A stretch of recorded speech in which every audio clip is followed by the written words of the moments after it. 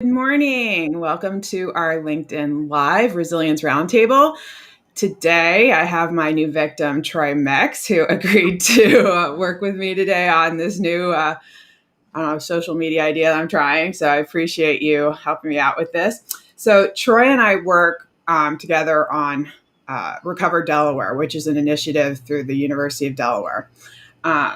And he is an associate director at UD. It's the Biden Policy School now. And he also has an economic development newsletter for the state of Delaware, a podcast for economic development and other related issues. And again, we've been working together on this Recover Delaware initiative, which I'm going to have him go into a little bit. But so thank you. The blackmail letters will stop. So you can tell your wife that. So thank you for joining me.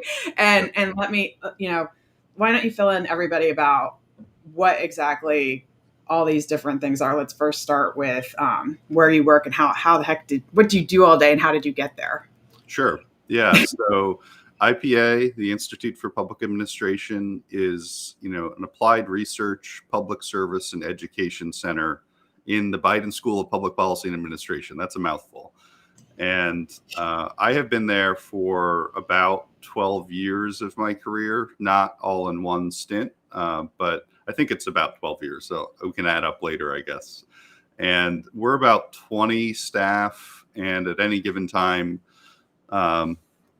15 to 30 students that work on public service projects, primarily in support of the state of Delaware, including municipalities. So wide variety of topic areas, everything from education to economic development, conflict resolution.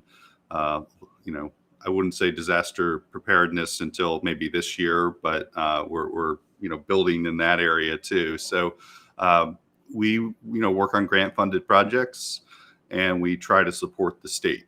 So provide, make sure that we keep our staff busy, and then make sure that we're trying to help out the state. So I got here by way of, I guess, upstate New York is where I would say I'm from.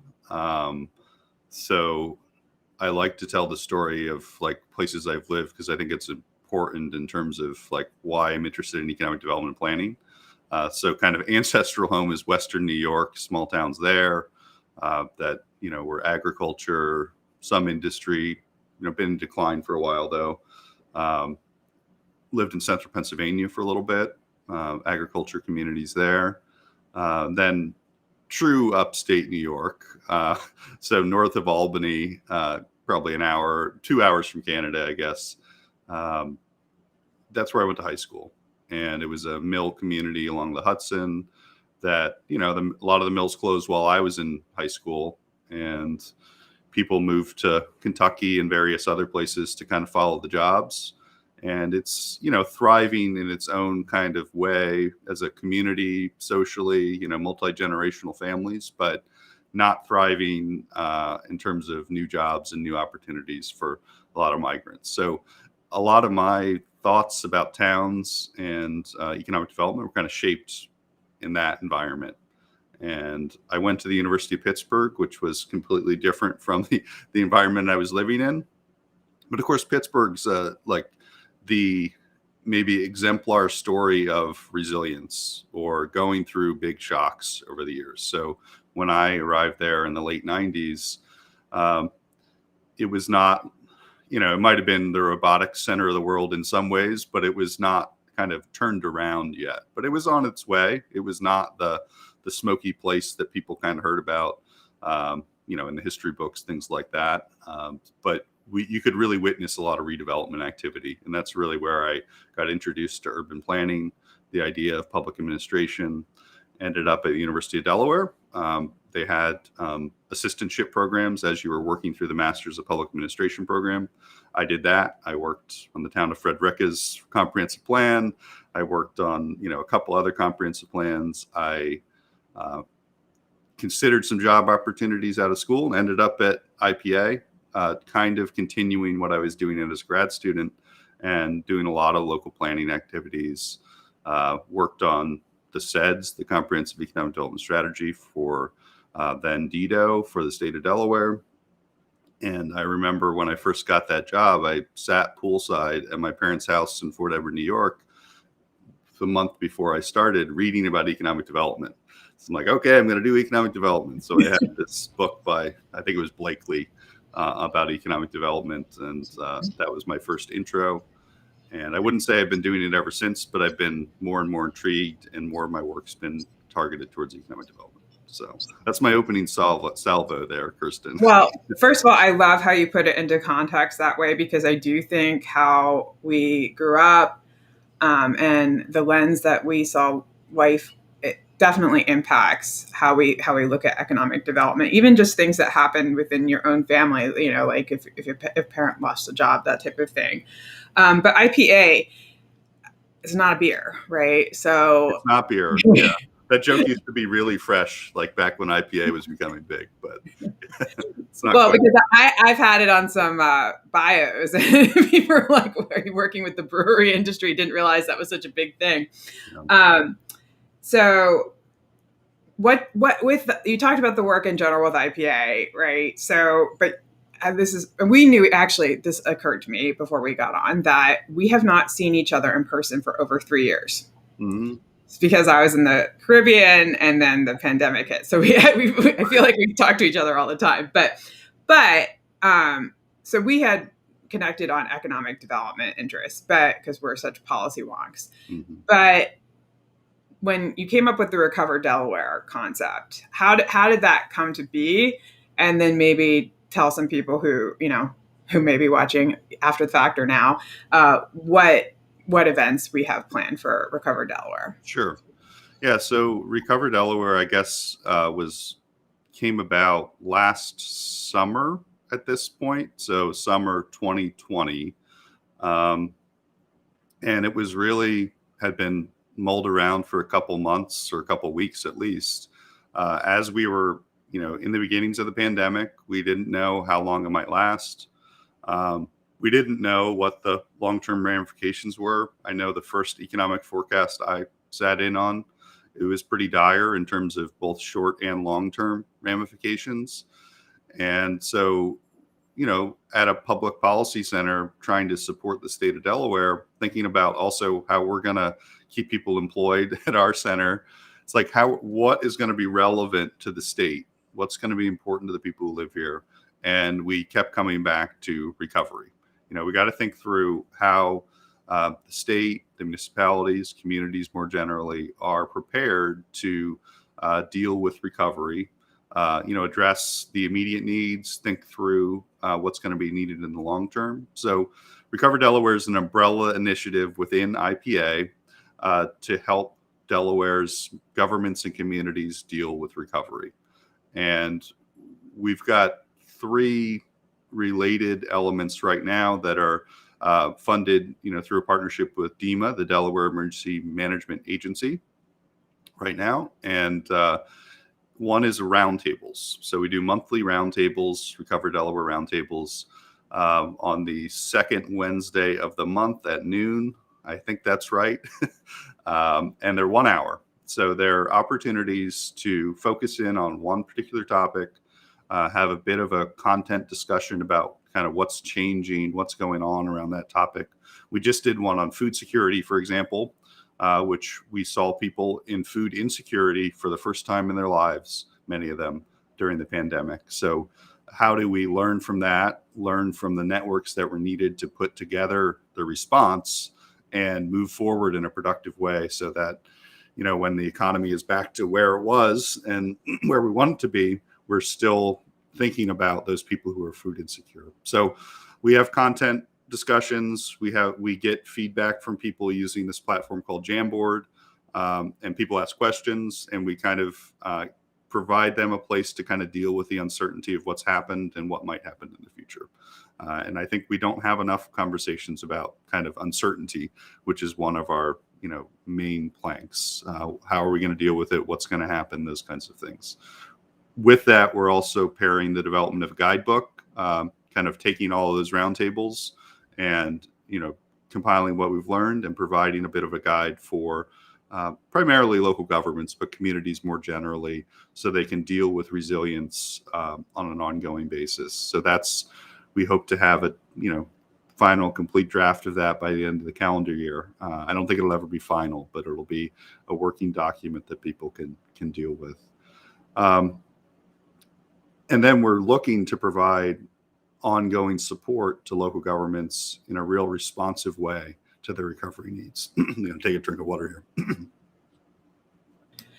Right. And is that something that's coming up soon, that where I know we've had some conversations, so we want to give some previews to the audience about what we have in the works. So, the elephant in the room has been funding, and how local governments primarily can deal with the ARPA, American Rescue Plan Act opportunities that are out there. They're probably narrowly thought of as just the money that's come directly to their community, but there's also, agency initiatives that they might want to tap into. They might want to think interjurisdictional, I guess, think about what they can do on a regional basis. So we've heard that loud and clear in the sessions that we've done. We can't move mountains and give them all the guidance before it exists, but we do want to provide them a workshop kind of opportunity to think about ARPA funds and other funds in the big picture of how they should be focusing over the next few years, or what are some opportunities to focus on, both topics and approaches when it comes to managing the grant funds. So, you and I think, are targeting near the end of September to do that workshop, and the understanding is by that point the state will have kind of developed a bit more of a blueprint for how they're going to be approaching ARPA. So locals, for example, can think about how they match up to that and where they might complement or, go all in on certain topics, for example. And then also, while some people are beginning to spend, it's still early enough for people to think about these multi-year investments. So I hope to schedule that soon with you, and then also at the same time kind of be reaching out to communities to think about what are the things they really need assistance with? Where do they need help? So that'll be off our kind of regular roundtable schedule, but we think really important to just not do the programming we have in mind, but how can we be really responsive with this effort? So we're looking forward to that. And I want to let Josh know, brought to you by DEMA, right? So, right. you know me, I think this is fantastic. I actually saw a request for proposal, an RFP for an economic development plan for a small city, using their treasury ARPA money. So the money's going out there to start looking at this strategically, put some money out there for a plan and then figure out what actions they need to take for the other funds. It's not just the treasury money that some of these municipalities got through the state treasury, or the bigger ones in the counties got directly from the U.S. Treasury. So now, in addition to all this, you actually create more work for yourself, and you have a newsletter and a podcast, which my son wanted to know what the open and click rates were. And he said, you need to want to share this. No, I'm kidding. But he was so funny. One of the things that you had tweeted, and we were talking about platforms, and my son's like, you guys need to monetize and diversify your platforms to leverage. I'm like, what? You're 12. So why don't you tell us about your podcast and your newsletter for Yeah, well, the surprise non-work podcast is one called Virtual Education with my son and I, actually. Oh, cool. But we are in a bit of a hiatus, but we actually did record probably 10 or 12 episodes to kind of document the journey of being a parent and a kid during the pandemic and going virtual and things like that. What's a major takeaway from that? Because that's resilience, right? So what... I mean, I think one takeaway is it was a, good opportunity to leverage the just aggressive interests that my one son has in technology and editing things. And, it was a very good outlet for him, very good outlet for me too, frankly. It was a way to kind of connect. I was becoming more interested in doing these kind of events. So, it was just we will look back at it, I think, pretty fondly And I think he has some monetizing interests too. That age, you're very entrepreneurial. So that, I don't know if we'll have a roaring comeback or not, but that was a bit of that was definitely a non-work thing, but something that helped me with work because I became more comfortable doing those podcasts. But I'll start with a newsletter, which is called First State Economic Development News and Notes. And it's just kind of the second iteration because I got moved from one platform to one now that's called Review, and it's through Twitter. And it's just a compilation of Delaware news stories primarily, which there tend to be about maybe 3 to 6 Delaware economic development news stories a week that I would call economic development. And I try not to stretch too much. It's things that happened on the ground or workforce development programs, those kinds of things. Then looking nationally, and internationally, what's going on that's kind of important. What are some, events people might be interested in?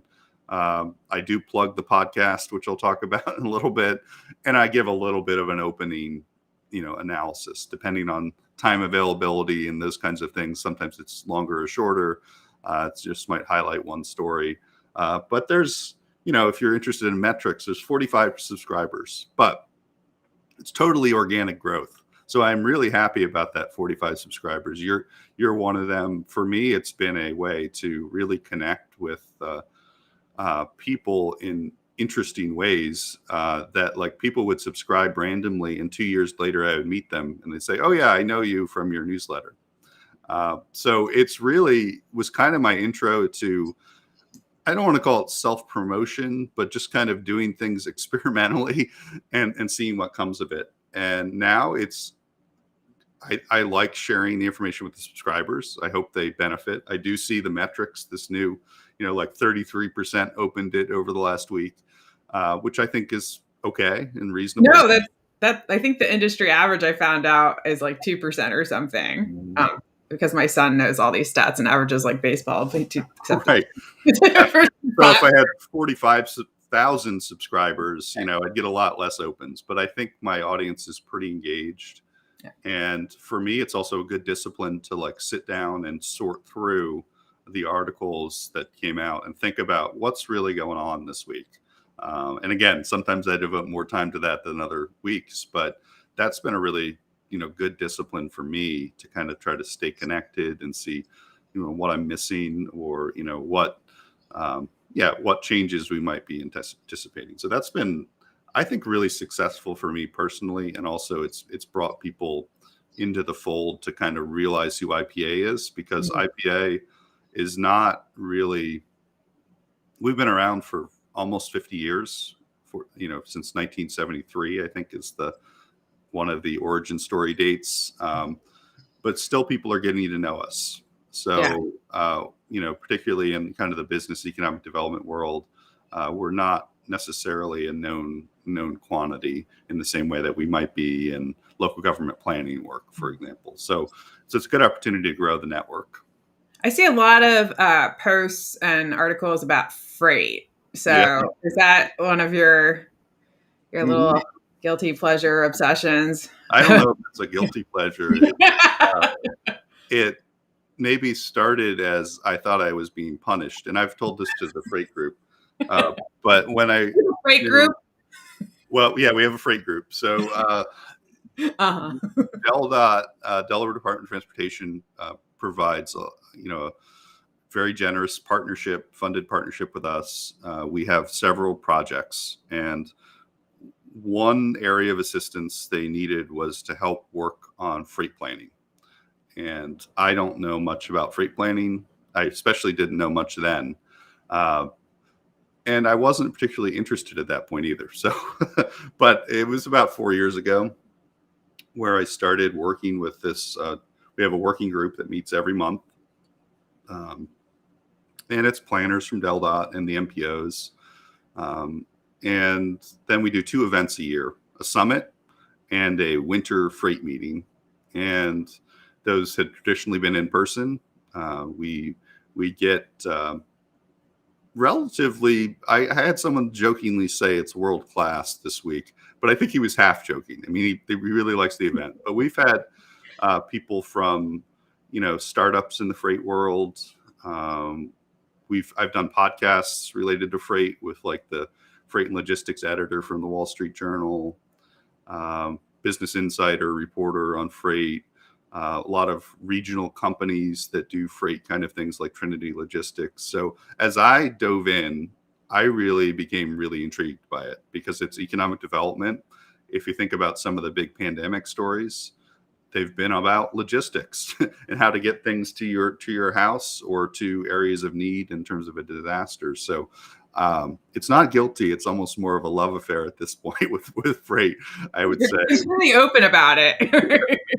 And my wife does not mind too much that I'm just much in love with freight, but it's kind of a fun industry. It's really dynamic. It's been a lot of the bright spots in economic development in recent years, even just Amazon fulfillment centers. So it's been another good way to kind of expand the network and expand my understanding of kind of how the economy works. So that's ongoing, and I don't want to give it up at this point. If you asked me 4 years ago, I might have been like, okay, let's get that freight project off my list, but now it's one that I really find is valuable for connecting with different industries and folk around the state and region. So absolutely. And then we didn't get into your podcast yet. So did that come first, or your newsletter came first? The newsletter came first, but it was it came first. It was maybe 3 years ago, I guess, and then the podcast. Right. The first episode of the podcast was in March 2020, I think. Okay.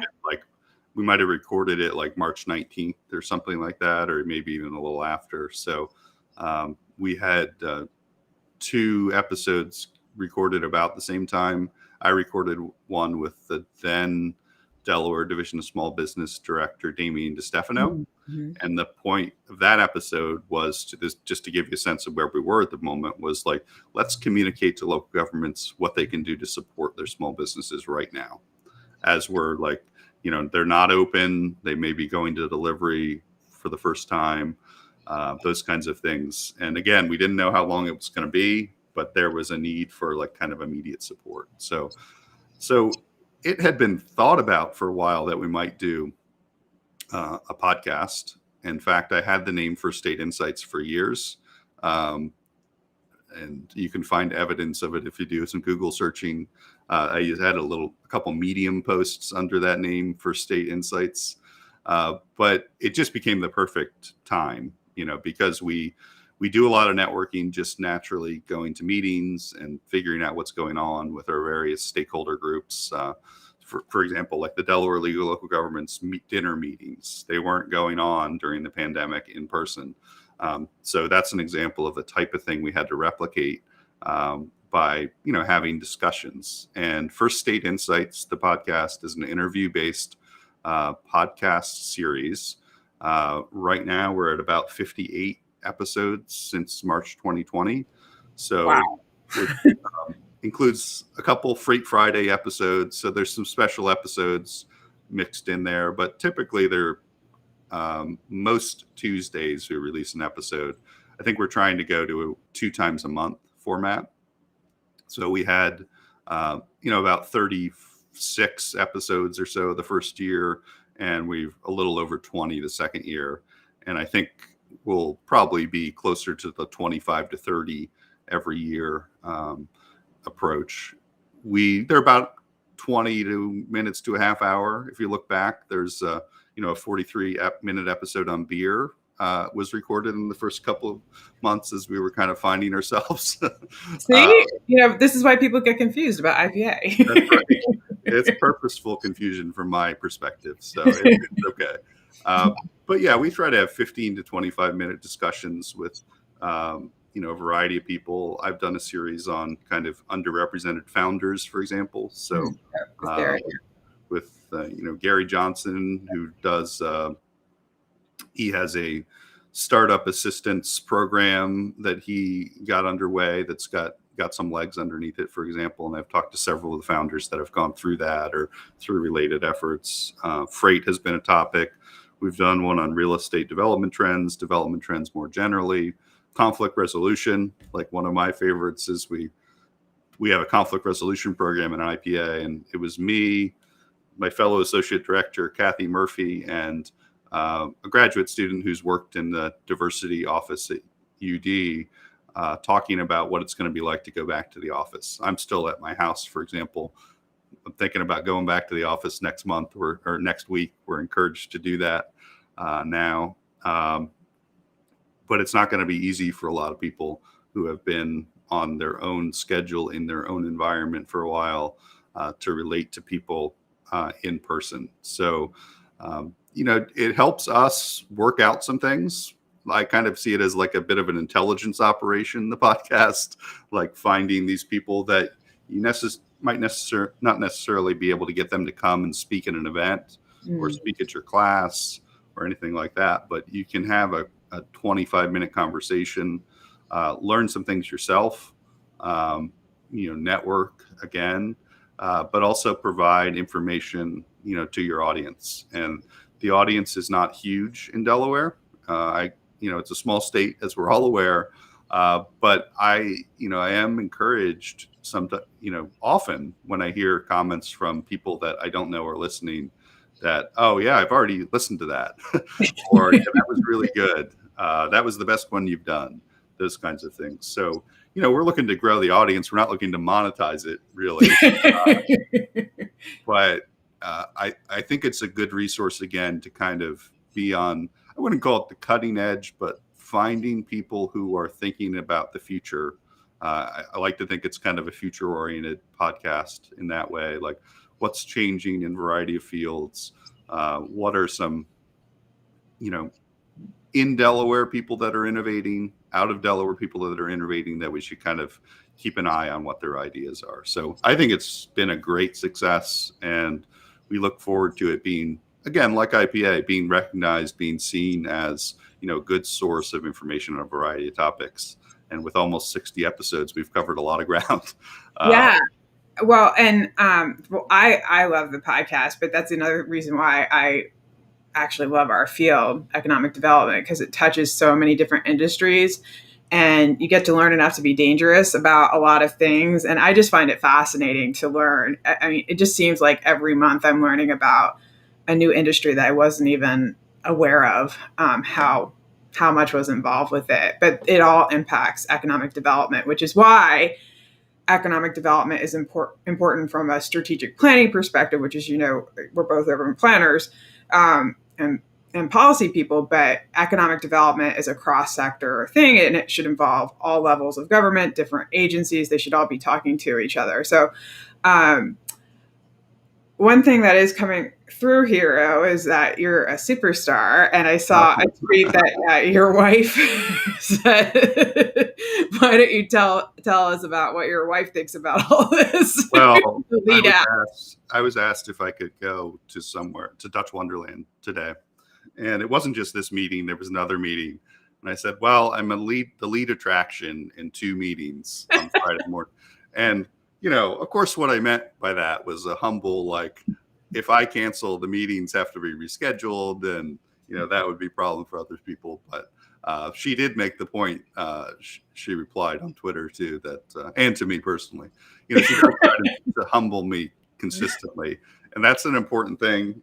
She doesn't need to try hard because 3 kids do that too. But, you can also I say that in jest, but you can get wrapped up in your work a little too much. And it's nice to be reminded that you're supposed to pick up your daughter at daycare and do all these other things that are a lot more important than, finishing the podcast. That's, that's one of the reasons we went from 36 to 20 some this year. Is it's like, okay, let's slow down a little bit.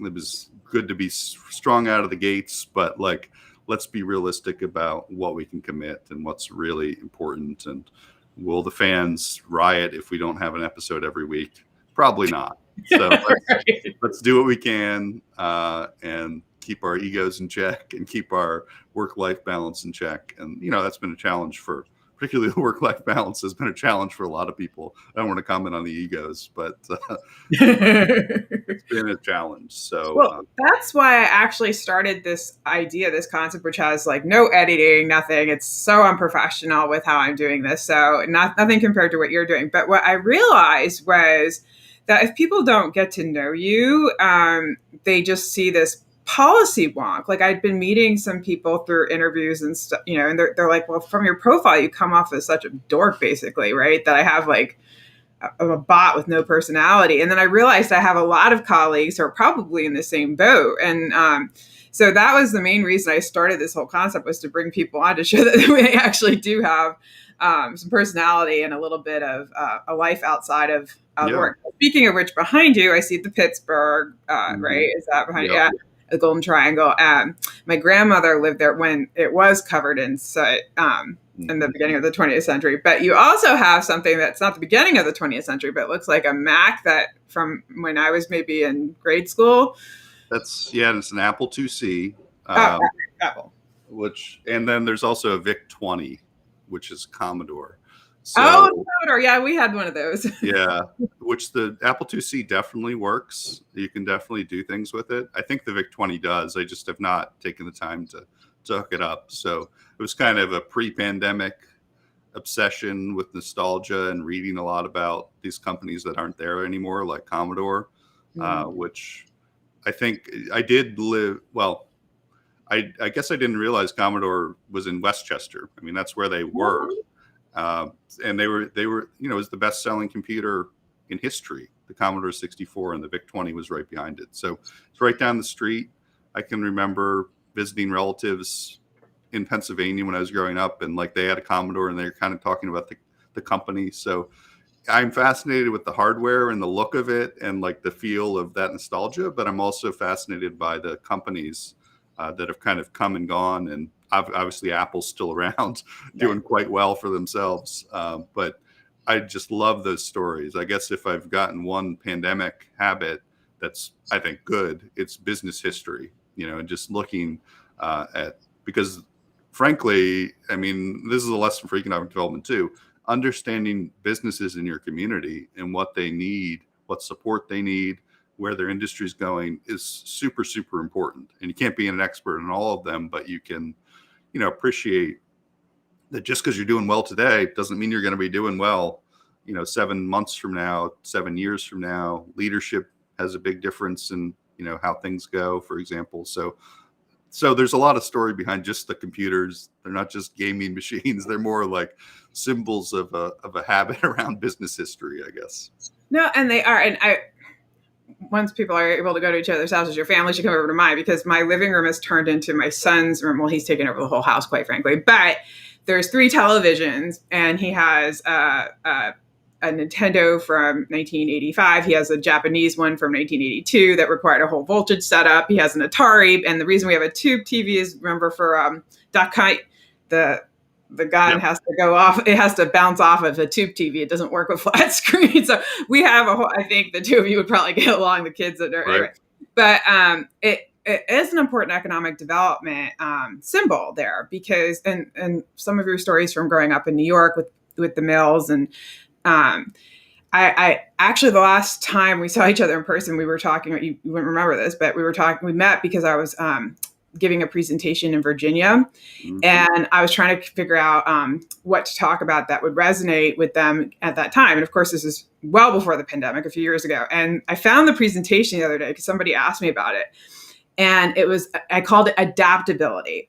And it wasn't about being, which of course is essentially resilience in a different way.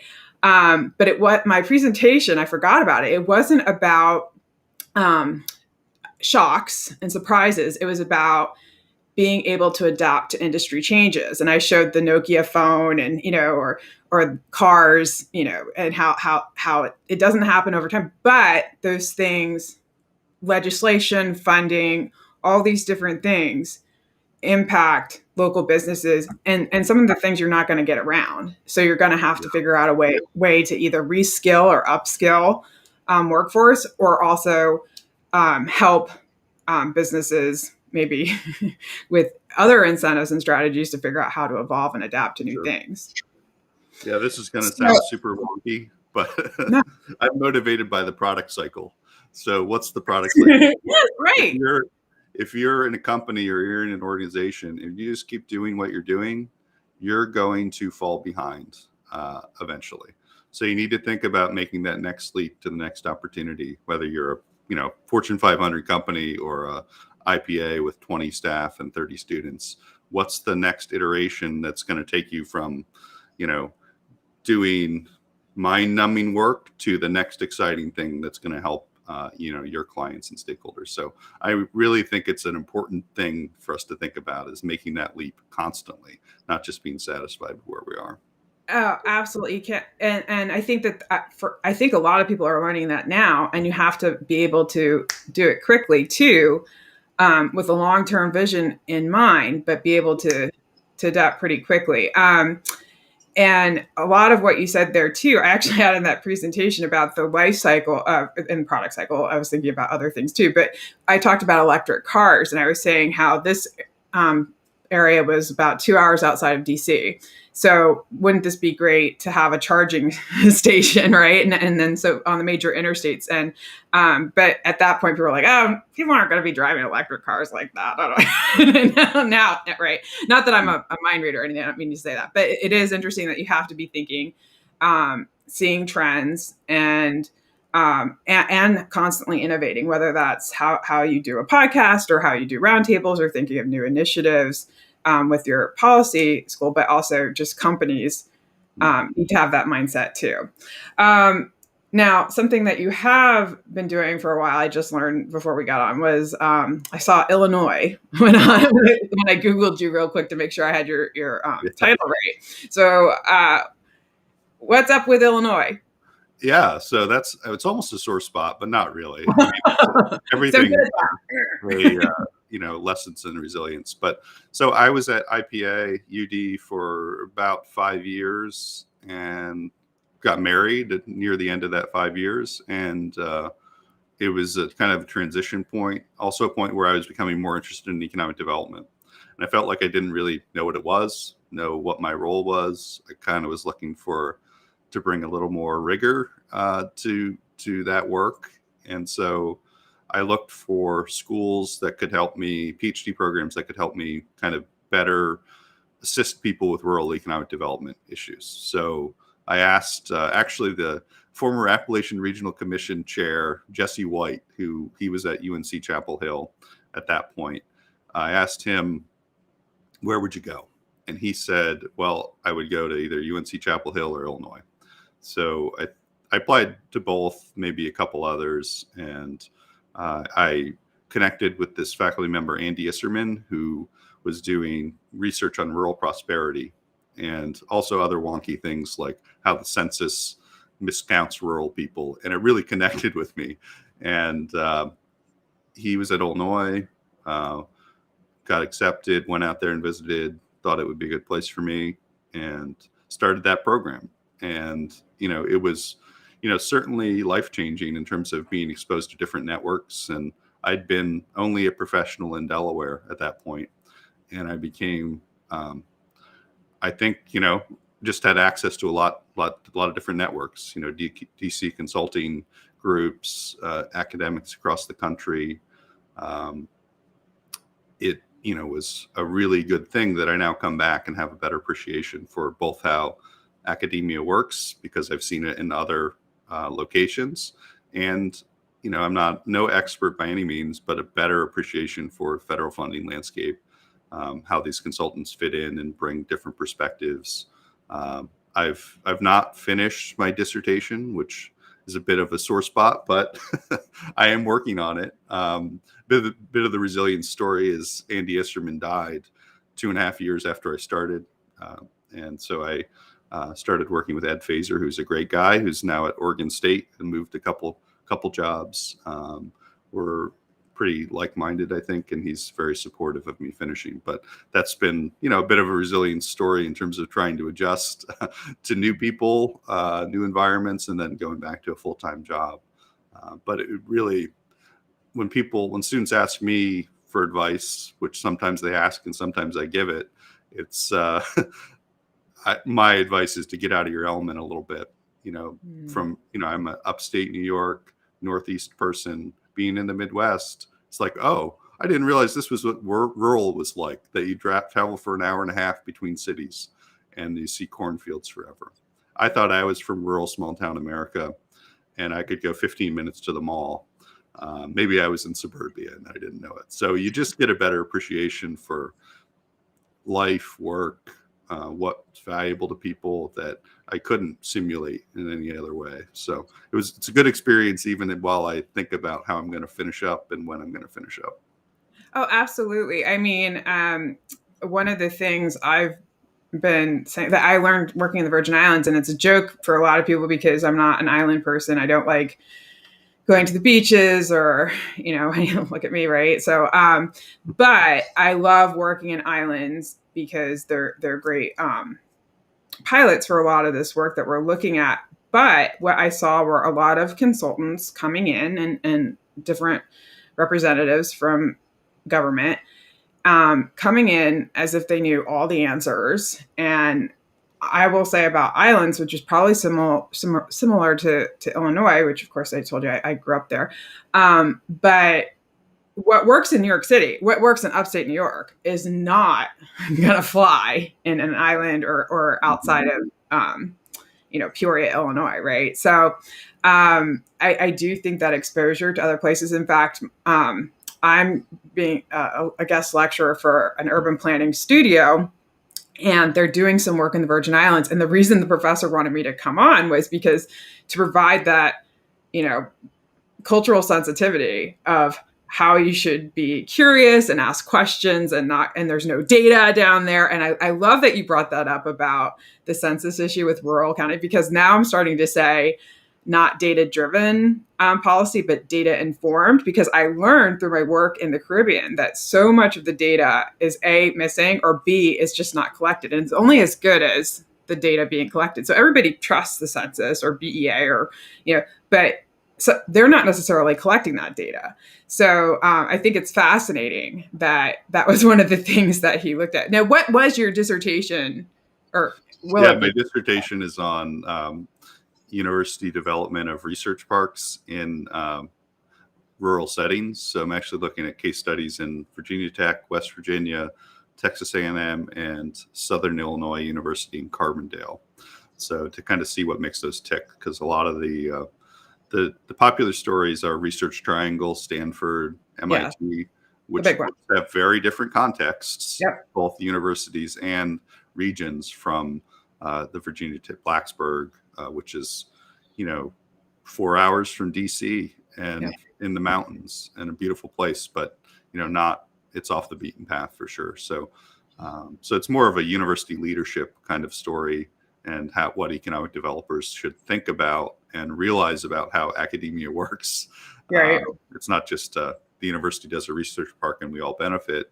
They've got their own motives that you should be aware of. And I think kind of the emerging story is, just like you should be aware of the motives of your firms, the companies that are in your region, you should be aware that not all universities act alike. They have personalities. You're going to get different outcomes and different relationships with them as a result. So. And the research park, I don't know if I told you this, but the Virgin Islands Research Tech Park has reached out to me to help them with ARPA and some other things. It's still pending, but they've been a great stakeholder in the work that I've done outside of all this. But they all work differently too. And some of them are they're part of the university, or they're a public-private partnership with the university, or they're a whole bunch of universities working together.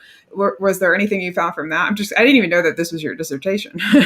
Yeah, I mean, I would say the response to that is those are the things that matter. Like, you make these choices that on paper might seem like a big idea. Like, the research park director reports to the research office, or they report to the president, or they report to the foundation that's associated with the university. Those all make a big difference, because presidents move, they change jobs. Research offices have certain priorities that are pretty stable over time, which tend to be producing more and more funded research, like spending more research dollars. Might not be the same as an economic development project that you want to have happen at a research park. Could work out in well in a lot of contexts. So I think the big finding is those things matter, and you need to be informed about the choices and what matters as you go into it.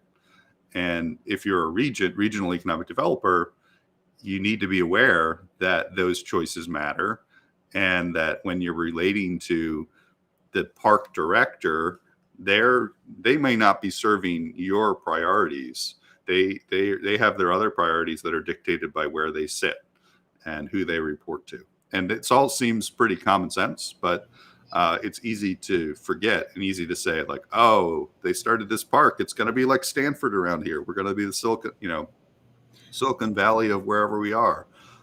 But you have to just think about your context and think about those decisions. And like a lot of the stuff the space that we're in, the devil's in the details. A lot of these places are written in by statute, right? And what their actual mission is. It's by legislators from 20 years ago or 30 years ago. So, which may not necessarily be, so for research tech, they're more supposed to be focusing on innovation. So it may, just based on how it was written into law. So they're balancing a lot of crazy things, and then the politics of universities, which I had no idea until I actually started working with UD before you on some contracts. But yeah, so it's a whole different world, and I do think people oversimplify some of these things that are very complicated, and I say that that's a good thing because otherwise we'd be out of work. But the concept of plan alignment that we've been working on and hopefully we'll be embracing here in Delaware, where you look at different federally funded plans, whether they're transportation or if you brought up ag. I mean, people don't know that about Delaware. They think Wilmington up north, but a lot of the state is rural and agriculture. I think there's more chickens than people here. But I did want to talk a little bit about resilience at home, and because you do have some hilarious tweets sometimes about your kids, and whatever you're willing to share about your stories from home, especially over the past year. I love that you had that podcast with your son, and that you missed out on Dutch Wonderland today. But what are some, because I know we've had calls and our kids are in the background, and I know my son, like I said, he's responded to some of your tweets about your platforms. But some story, I know that you have, we all love our kids now, but you obviously have a very close relationship with your family, your wife and your family. So if you can tell us some fun stories from. Yeah, I mean, I think the most recent tweet-worthy comment was my 6-year-old son was headed out the door to go play with their friends down the street and said, "I'll be back whenever I want to." I'm like, okay. I just like, that's a good attitude. I'm happy that he's in a position where he feels like that's appropriate, to be honest. That might sum it up. I mean, that's one of the things that sums up, it's been like a crazy pandemic being at home, and, kids we're really fortunate that, my oldest son, 9, has been in school a lot of the time. He was virtual for a bit, which was hellish. It was like and I think it's an individual thing, or individual plus family environment, and it just wasn't working for 2 parents working and him not really wanting to, not having the appropriate frame of mind to be doing virtual on his own. Other son went to school the entire time, and my oldest son was back in pretty soon, safely, with social distancing and things like that. So we're pretty fortunate. But as they range from 9 to 3, and you kind of forget that this is kind of shocking to me that my daughter, the youngest, was not old enough to wear a mask when the pandemic started. Yeah. And then she became old enough. First it was like, was 2 the cutoff, or was it above 2, things like that. So I don't know what it'll be like when they look back at it and, how their life changed, or was that a fun period, or was it totally distressing? But they've been lessons in resilience, I think, in terms of being able to roll with the punches and, not being excited about things like masks sometimes, but Yeah. Doing what they think that should be done and kind of moving forward. So it hasn't all been fun, but it's been pretty good. And my wife has gone part-time during the pandemic, which has kind of helped to balance things, and I think it'll be a good long run move for us all. So we've all learned a lot about ourselves and work styles and personalities over the last year or so. So Yeah. We've talked about this, but my son hasn't been back to school yet, and I mentioned to him that he maybe, who knows with the whole Delta variant thing, but he maybe, and he starts a new school, he starts middle school, and he's like, I don't know how I feel about this, Mom. I'm like, well, it doesn't matter what you feel about it. yeah. But I just realized we need to get him like school clothes. Like, he's been living out of shorts and t-shirts and stuff. But I think we're getting around to the time to close this up. This has been a lot of fun, but of course, every time you and I talk, it's always a lot of laughs. But, and even though we're both like policy wonks about things, but are there any closeout things that you wanted to talk about with anything that there's anything pending or anything you want to plug or anything that you want to talk about that you've learned over the past year, however you want to close out? Well, let me just say, like, this format I think is really cool. It's funny you mentioned the computer. Like, one of the podcasts I did was with this guy, Adam Ozimek, who he's on Bloomberg occasionally. He's the economist at Upwork, which is a freelance platform. And we talked about remote work, which, what's the future of that? And he's kind of bullish on it, that it's going to be a much bigger part of American life, which I think most people probably agree with. You might vary on how big a part. His background is old Nintendo games and the zapper, the light zapper. So, so it is, for all the, things about Zoom that people may not like, it's been a way to connect with people on a personal level and kind of say like, oh, you like those? And in fact, I provided some book recommendations to Adam afterwards, like on kind of business history. So it's a way to connect that just didn't exist before. You would never get to, Troy has an old computer in his background in most personal, professional meetings before the pandemic. So it's been kind of cool. I commend you for trying to, peek behind the curtain a little bit. In terms of plugging, I mean, the podcast is still out there. We can certainly share the link. Yeah, they'll be in the comments. I did learn that. I have no idea what I'm doing, but I did learn that these do post on, this is aimed towards LinkedIn, but it does go to Facebook and YouTube. But we will put in the comments on LinkedIn, and we'll try Facebook too, for the podcast and anything else you want, newsletter, Recover Delaware, if there's any events, we can put that too. So the next Roundtable event, I think, is September 8th. I think that's the second Wednesday of the month, and it's focused on developing networks for resilience and recovery, done in partnership with both DEMA is going to be a presenter, and Delaware Sea Grant's going to be a presenter. So what we've been able to do is bring in resource people, and we provide kind of the platform and the engagement facilitation for that. So that'll be September 8th. Hope to schedule with you something for late in September focused on funding in communities. And those are kind of the big ticket items coming up. Start of school next year, orientation at IPA. You're not invited to attend, but students will be back, and it'll be a different environment on campus for sure. So we're looking forward to that transition and all it will bring. That's great. That's wonderful. Well, again, thank you for being one of my first people on here. I know it is a little daunting and for something that doesn't have a proof of concept. And I am sort of winging it. I don't have anything like editing or anything fancy like with what you do and some of my friends do.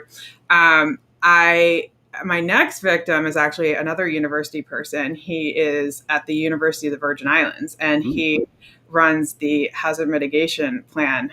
Now, he may have been part of a happy hour when he agreed to do it, but that will be coming up in a couple weeks. We haven't scheduled it yet, but he definitely has a a unique view on resilience. His name is Greg Gunnell, and they're doing a lot of things in the Virgin Islands out of his group. So I think it will be an interesting talk. So we obviously will post that when we have it scheduled. So again, thanks so much, Troy, and we'll follow up on some of these other things to make sure we schedule them at the end of September. And again, thanks for all you do and including me with these initiatives. I really appreciate it. Thank you, Kirsten. I enjoyed it. All right, take care.